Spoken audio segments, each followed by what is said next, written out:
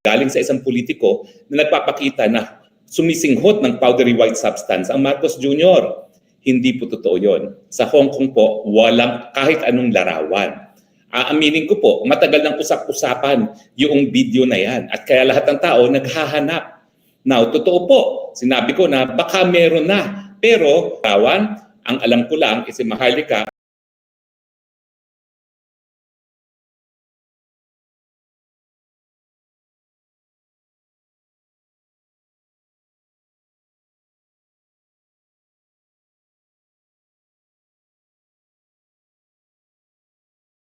ay makakaroon ng isang video.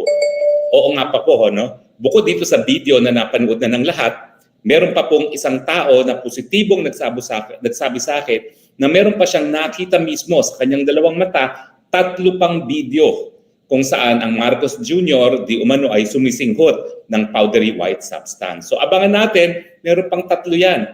Kung ako'y hindi lang nag-a-asylum ngayon sa Netherlands, di ako naghahanap ng 3 video na yan.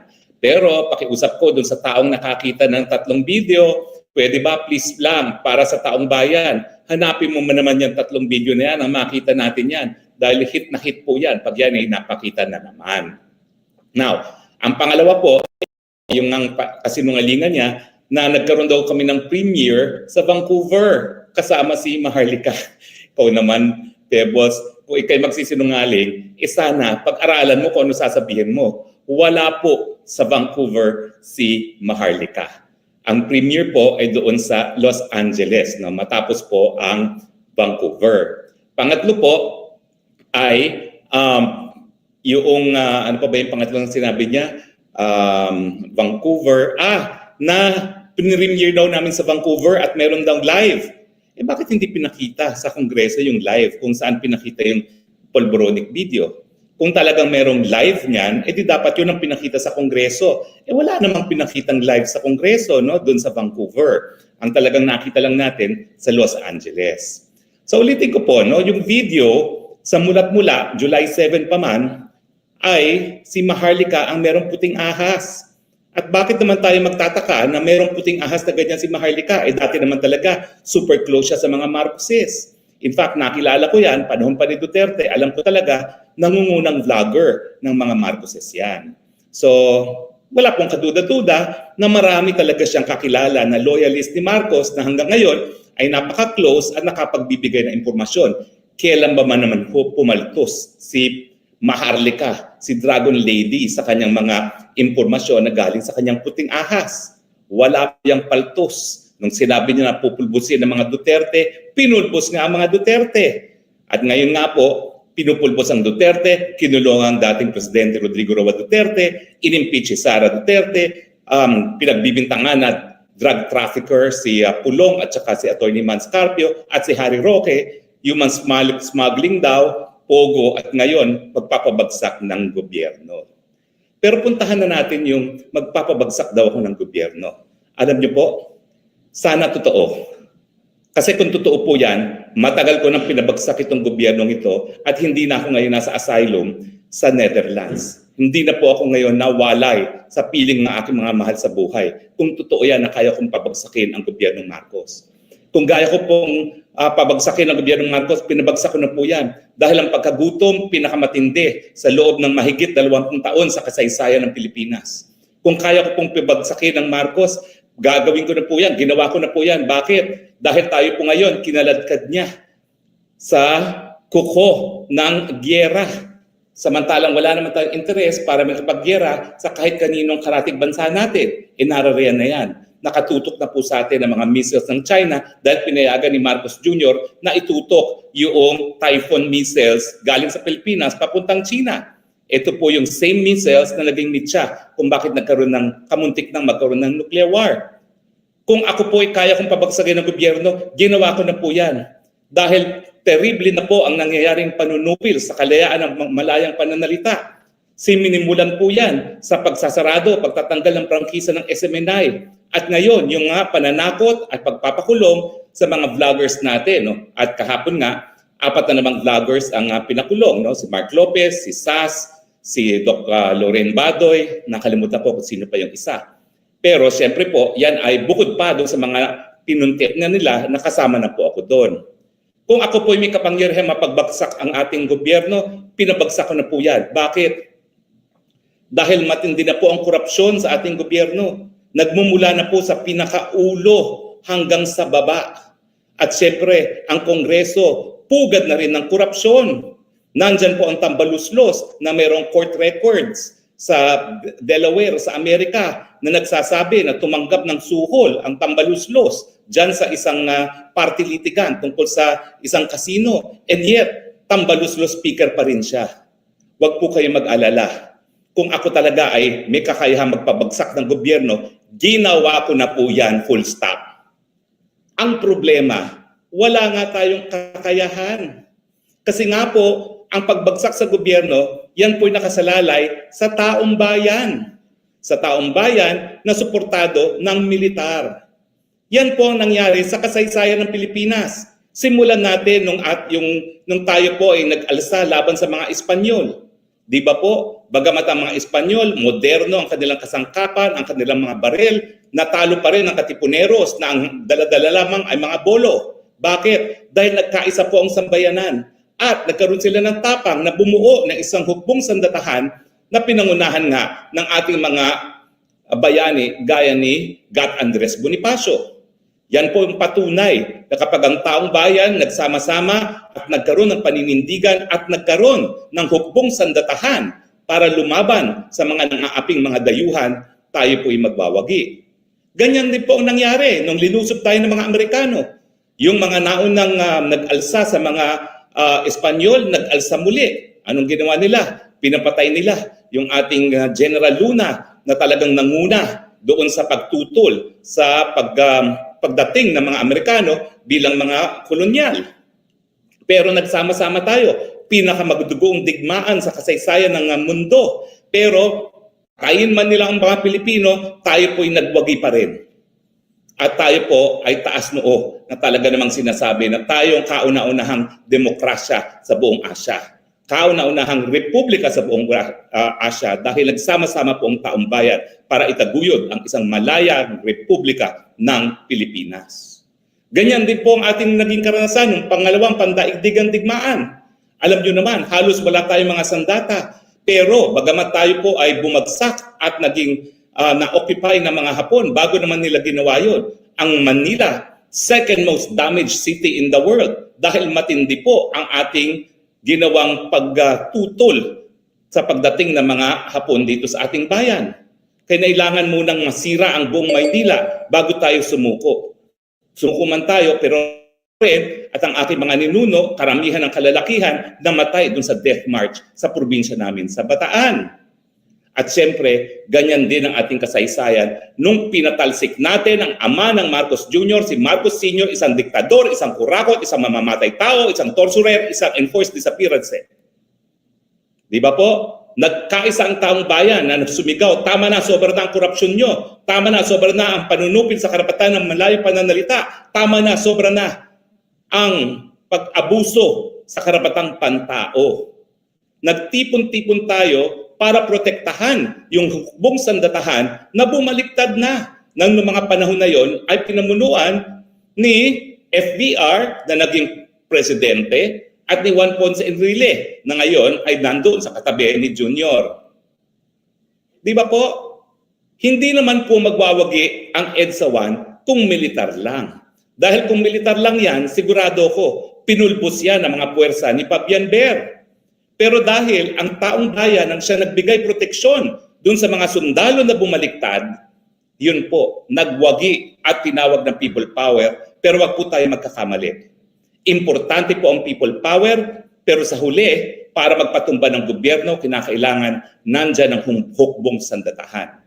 Yan po ang karanasan natin nung linabanan natin ang Espanyol, linabanan natin ang mga Amerikano, linabanan natin ang Hapon, linabanan natin ang Marcos Sr. at nung lumaban tayo at naging dahilan para magkaroon ng constructive resignation ang Erap Estrada. So Pebbles, ginagawa mo akong Superman. Gusto ko mang tanggapin yan para matapos ng paghihirap ng Pilipinas, hindi mangyayari. Gusto ko na po talagang mawala ang Marcos Jr. administration. Kaya ko ba? Hindi. Kasi kinakailangan magsama-sama ang taong bayan. Sila lang ang merong tunay na kapangyarihan na mapagpatumba ng gobyerno dahil nakasaad sa ating saligang batas na ang soberenya ay nasa kamay ng taong bayan. At siyempre, kinakailangan din merong hukbong sandatahan na magpoprotekta sa taong bayan, gaya ng ginawa ng EDSA 1 at EDSA 2. Ang tanong, nasan nga bang militar na magbibigay proteksyon? Alam ko si Pebbles po, na inipyan. Tapos binabasa pa ako ngayon sa isang sa Facebook na meron silang exchange ni Pebbles. Alam nyo, hindi ko na muna pinublish yun kasi violation naman yan ng Data Privacy Act, no? Pero ang sabi doon sa exchange na yon, bumitiw siya kasi hirap na hirap siya sa buhay, humingi siya ng tulong kay BP Sara, hindi siya pinansin ni BP Sara. Kaya tuloy, pumunta siya sa mga Marcoses at binigyan naman siya ng tulong. So in the end, kung totoo naman yung na-publish na yan at mukha naman talagang text messages yan ni Talakera, pera pa rin ang dahilan kung bakit nagbalik-baliktada at bumali-balentong ang ating Pebbles Talakera. Sang-ayon yan doon sa text messages na nabasa ko kanina sa Facebook. No? Yan ang pinakamalinaw na ebidensya. Unless i-deny yan ni Pebbles, madali naman matrace kung talagang sa kanyang galing yung mga text messages na yan. So kahit anong sabihin mo na meron akong kakayahang magpabagsak ng gobyerno, sana nga. I wish to God I had that power nang matapos na ang paghihirap at hinagpis ng sambayanang Pilipino. Pero ang katunayan, wala pong ganyang powers ang Harry Roque.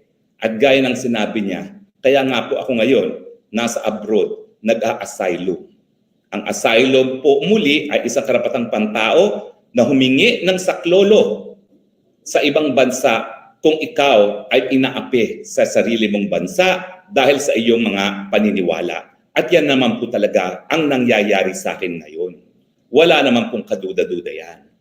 Wala naman pong ibang dahilan para ako'y habulin ng Marcos administration kung hindi dahil sa aking maanghang na salita, ang aking mga isinusulat, ang aking mga vlogs, at ngayon po yung pagbibintang na ako daw ang promotor sa likod ng Pulbronic video na nagbigay patunay naman sa marami at nagkumbinsi sa marami na merong katotohanan. Ang nauna ng sinabi ni PRRD at ni Agent Morales na talagang gumamit ang Marcos Jr. ng droga. Hindi po yan conclusive, pero alam mo sa batas, ang tawag dyan is yung totality of evidence. Meron talagang basehan para paniwalaan natin na talagang wala sa tamang pag-iisip ang ating presidente. Kaya nga po ang tanging solusyon dyan ay magpa-hair follicle test. Yan pong siyensya ang magbibigay, ang magpapasinungalingan doon sa paratang na gumagamit siya na pinagbabawal na droga na hanggang ngayon hindi niya ginagawa. At ang tanong, bakit ayaw magpa-hair follicle test? Kasi ang hair follicle test po, hindi yan magsisinungaling. Diba po? Pero ang hamon po, para mamatay na itong issue na ito, at thank you Talakera, thank you Tridor Committee, binuhay nyo ang Pulbronic video. Mga Pilipino, kung hindi nyo pa napapanood, panuorin nyo, kayo maghusga. Totoo ba yan o hindi? Makikita na inyong dalawang mata yan. Bagamat, ito pong masasabi ko ha, bago yan na-upload sa FB, dinaan po namin yan sa program para malaman kung deepfake siya. Pinakita ko pa yan step by step sa New York, sa harap ng mga Pilipino, at ang lumabas, it is not deepfake. May dalawa pa pong kumpanya na nag-authenticate niyan. Isang dayuhang bansa na ayaw lang magbigay ng anything in writing now kasi gobyerno sila at maapektuhan ang relasyon ng Pilipinas at ng bansang yon at yung American expert ni Maharlika. Paano naman kasi sasabihin ng PNP, paano sasabihin ng NBI na hindi deep fake ang video na yan? Kapag sinabi nila yan, di parang sinabi nila sa buong daigdig at sa Pilipinas na adik ang presidente. Gagawin ba yan ng PNP? Gagawin ba yan ng NBI? Hindi, habang sila po ay nasa ilalim ng ehekutibo. Di ba? Kaya nga po, dyan papasok yung mga expert witnesses. Meron bang kinalaman sa politika ang expert witness ni Maharlika? Wala, kasi dayuhan siya, Amerikano. Anong pakialam niya sa Pilipinas? Meron ba siyang kakayahan? Well, alam naman natin na yung expert na yon matagal na nagtatrabaho sa Hollywood.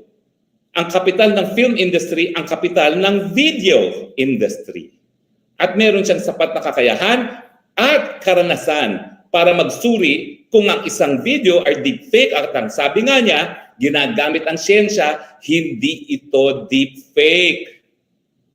Kaya mga Pilipino, kung hindi nyo pa napapanood, panoorin nyo muli at maraming salamat sa Huwad Committee dahil ngayon pinag-usapan pati sa mainstream media ang pulboronic video.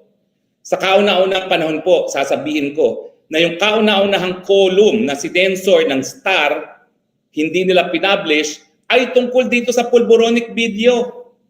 Pero nung panahon na yon, meron naman po silang decency para tawagan ako at sinabing, we cannot publish your column because we have a policy not to publish anything for or against the pulboronic video. At binigyan ako ng pagkakataon na magsumite ng alternative na column. Ginawa ko naman po yon. Ako'y nag-type ng column habang palipad from DC papunta ng California. Pabalik nga doon kay Maharlika matapos yung aming maisog New York at maisog DC. Hayaan niyo po, sa Sabado, dahil wala na akong column sa Star, yung sinensor ng Star tungkol sa pulboronic video, yan po ang aking ipalalabas. At ipapublish sa Sabado. At patuloy po ang aking magiging column tuwing Sabado dahil nakakataas balahibo po, halos 20 million views na po yung column na hindi pinablish ng Star. Hindi ko naman alam, mahilig pala kayo magbasa ng mahaba. Ngayon alam kong gusto nyo nagbabasa ng mahaba, hindi na ako magko-columnist sa ibang dyaryo, dito na lang sa Spokes Hour at binabasa nyo naman. 20 million po ang nagbasa ng huli kong column na hindi pinablish ng Star. Sorry ka na lang, Star, ganyang nawala, ganyang na readership sa inyo nung ako'y tinanggal ninyo bilang columnist. Pero okay lang naman yan dahil narito naman ang Spokes Hour para maging medium ng ating communication. So ang suma total, sana po may kakayahan akong pabagsakin ang gobyerno ni Marcos dahil panahon na talaga na dapat mawala sa pwesto ang Marcos.